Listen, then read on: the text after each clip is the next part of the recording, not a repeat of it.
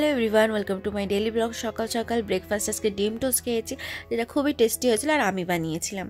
তারপরে সুন্দরভাবে রেডি হয়ে গেছি। কোথায় যাচ্ছি তোমাদের সাথে এক এক করে শেয়ার করছি।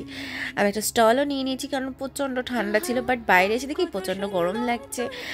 গাড়িটাকে পার্কিং করে এখন আমি বেরিয়ে গেছি। আমি আর আমার বান্ধবী ট্রেনে উঠে গেছি। প্রচণ্ড ভিড় ছিল, তার জন্য আমরা এই সাইডে দাঁড়িয়েছিলাম।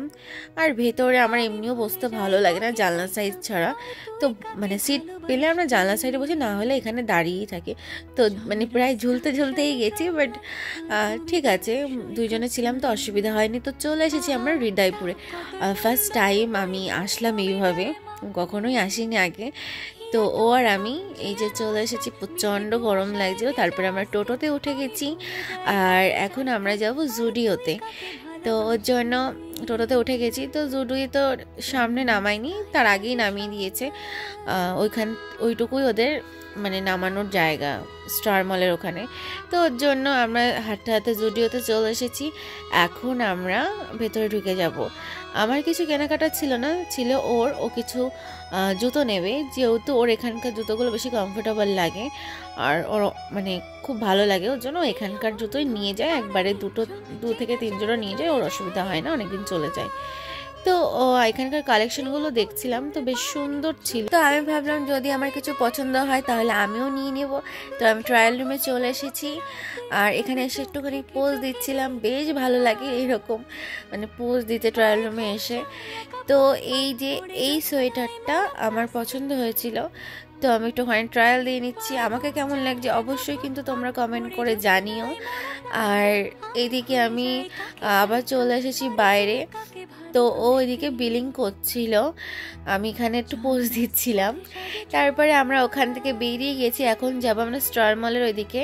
তো আমরা এখান থেকে হাঁটতে হাঁটতে বেরিয়ে গেছি। প্রচণ্ড গরম লাগছিলো, তাই স্টলটা ব্যাগের মধ্যেই রেখে দিয়েছি। ও ব্যাগ নিয়ে এসেছিলো, কারণ শপিং মলে গেলে এক্সট্রা ব্যাগের জন্য আবার চার্জ লাগে, তাই বলেছিলাম যে ওকে ব্যাগ নিয়ে আসতে। তো আর আমি গল্প করতে করতে যাচ্ছি আর খুব মজা করি আমরা একসাথে। মানে এই দিনগুলো তো আর কখনোই ফিরে পাবো না, কারণ এইগুলোই হচ্ছে স্মৃতি হয়ে থাকবে। এটাই হচ্ছে আর কয়েক বছর পর সবাই সবার জায়গায়।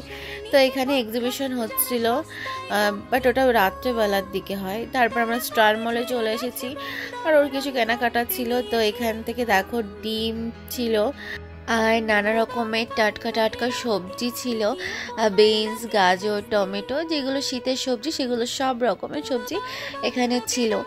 তারপরে আমরা একটু লিফটে উঠে গেছি, এখন আমরা যাব ফুড কোর্টে। তো এখান থেকে আমরা যাতায়াত করছিলাম, চলে এসেছি। ও একটুখানি পোজ দিচ্ছিল, মানে ওকে ছবি তুলে দিতে বলছিল, বাট আমি ভিডিও করছিলাম লুকিয়ে লুকিয়ে। তো তারপরে আমরা অর্ডার করেছিলাম হচ্ছে ছোলা ভাটুরা। তো অপেক্ষা করতে বলছিল 15 মিনিট, তাই আমরা বাইরের ভিউটা দেখছিলাম। বাট বিশ্বাস করো কাজগুলো পরিষ্কার করা ছিল না বলে ওর জন্য আর ভিউটা মানে ঠিক করে দেখাতে পারিনি তোমাদেরকে। আর ওই দিক থেকে ছোলা ভাটুরিটা নিয়ে চলে এসেছে। সত্যি কথা বলতে না খুবই টেস্টি ছিল, পুরো মানে ফার্স্ট টাইম ট্রাই করেছি। আচার ছিল, ছোলা ছিল আর ভাটুরে আর পেঁয়াজ ছিল, তো বেশ টেস্টি ছিল। আমি তো ফার্স্ট টাইম খেলাম, ও ফার্স্ট টাইমই খেয়েছে, তো আমাদের কাছে বেশি ভালো লেগেছে। তারপর আমরা একটুখানি 5th ফ্লোরে গিয়ে একটুখানি দেখছিলাম বাইরের ভিউটা, যেটা খুব সুন্দর ছিল।